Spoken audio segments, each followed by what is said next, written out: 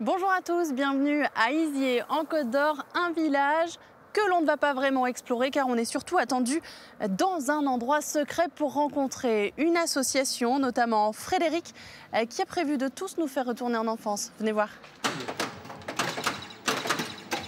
Bonjour Frédéric. Ah, bonjour Fabienne. Hop. Je sens que c'est le moment de retrouver son âme d'enfant en venant vous voir. Ben exactement.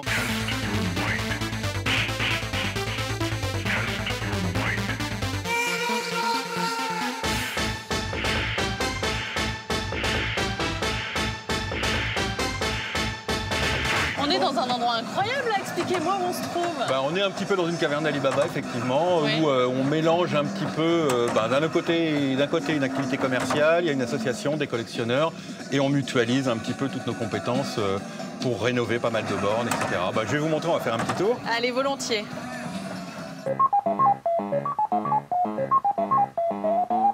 Les plus vieux jeux commencent à partir de 1974-75 pour les jeux en noir et blanc. Donc on a vraiment toutes les époques et puis l'objectif c'est d'avoir un maximum de bornes qui sont fonctionnelles. Vous voyez, on a par exemple là tout un stock d'écrans cathodiques qui sont, c'est ce qui nous permet en fait de les faire revivre parce qu'aujourd'hui toutes ces bornes-là, elles ont besoin d'écrans d'époque. Et puis moi j'en ai fait mon activité en fait, d'aller vers les gens et de leur ramener une installation un peu en mode Madeleine de Proust qui va leur ramener un petit peu de souvenirs, faire découvrir aux plus jeunes et puis qu'ils se rendent compte que c'était vachement bien quand même à l'époque, quoi. Voilà. Par exemple, ça c'est une machine qu'on est allé chercher dans une vieille grange qui est complètement vide aujourd'hui et qu'on va refaire à l'identique avec un écran cathodique. Et du coup, c'est une borne qui, d'ici 6 mois, sera refaite quasiment à neuf, quoi. Bon, dites-moi la vérité, vous êtes tenté de jouer régulièrement quand même aussi, j'imagine. Je joue quasiment systématiquement et à peu près à tous les jeux, ouais.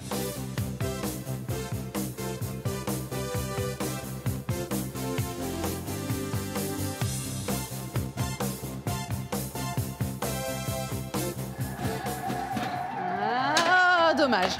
Bon, de toute façon, j'ai pas le temps de jouer ici toute la journée. J'ai quelqu'un d'autre en plus à vous présenter. Il s'agit de Renaud qui partage ce hangar. Bonjour Renaud. Bonjour. C'est difficile de fédérer des personnes comme ça autour d'une même association?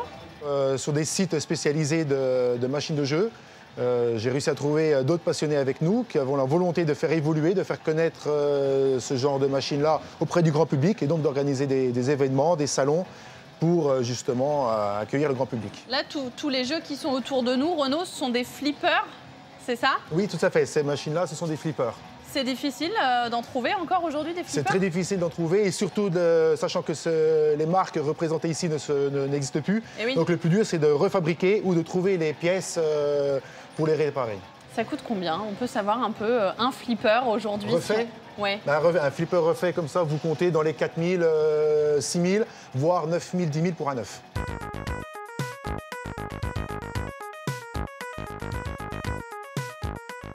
En fait, chaque partie est différente. C'est contrairement à un jeu vidéo où on recommence tout le temps sur les mêmes choses.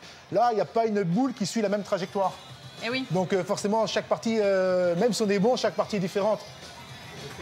C'est beaucoup d'énergie, ça, d'organiser tous les ans le plus grand rassemblement de France, quand même, Voilà, faut le dire, hein, c'est ça, de bornes arcade. Voilà, le plus grand rassemblement de bornes d'arcade et un des plus gros rassemblements de machines de jeu en général. Voilà. Petite dernière démonstration pour la route. Allez. Je peux jouer avec vous? On joue Bien à sûr, deux? on peut jouer à deux. Si c'est pas cliché, ça, vous êtes bleu, je suis rose. Oui.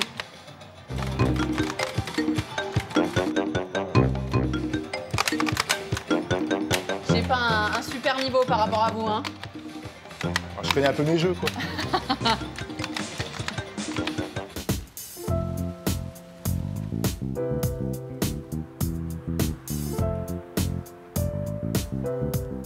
Ces arbres, c'est une structure que l'on ne peut pas rater ici à Izier. Ça nous permet de faire encore un bond dans le passé, à l'époque de la Grande Guerre. Et c'est avec Jean-Bernard qu'on va en parler. Venez voir. Bonjour Jean-Bernard. Bonjour. Expliquez-moi tout. C'est quoi tous ces arbres? On va dire c'était en 2014. En France, à cette époque-là, on parle beaucoup de la commémoration du centenaire de la Première Guerre mondiale. Et moi, en tant que citoyen avant tout, j'ai envie de faire quelque chose. Et quelque chose de physique qui va rester. On réfléchit et on décide de créer ce mémorial, 100 ans, sans arbres, sans maîtres. Sur les mémoriaux, d'habitude, il y a plusieurs noms d'inscrits pour rendre hommage véritablement aux morts à la guerre. Là, il n'y a pas de nom, hein. C'est quelque chose de très épuré, le style que vous avez choisi. Tout à fait. On ne voulait pas mettre de nom pour justement que chacun puisse retrouver la mémoire au travers d'une date précise et d'un arbre. Ça vous a pris du temps de le concevoir d'ailleurs justement il y a du pour boulot, que ce soit oui. vu au loin. On a 6 mois de travail, oui. Ça s'adresse à qui ces arbres du coup, Jean-Bernard? Ça s'adresse à tout le monde, et notamment aux plus jeunes déjà, pour transmettre ce devoir de mémoire, cette guerre atroce, 20 millions de blessés, 20 millions de morts. On doit se souvenir de ça. Merci beaucoup. Merci. Voilà, fin de ce rendez-vous chez vous à Izier. Une dernière info avant de se quitter. Les habitants d'ici, on les appelle les Iziérois. Mais figurez-vous qu'ils ont aussi un surnom, les Bourricancans. Je ne sais pas si c'est vrai. En tout cas, moi, je peux vous dire qu'à leur côté, j'ai passé une excellente journée. Allez, à bientôt.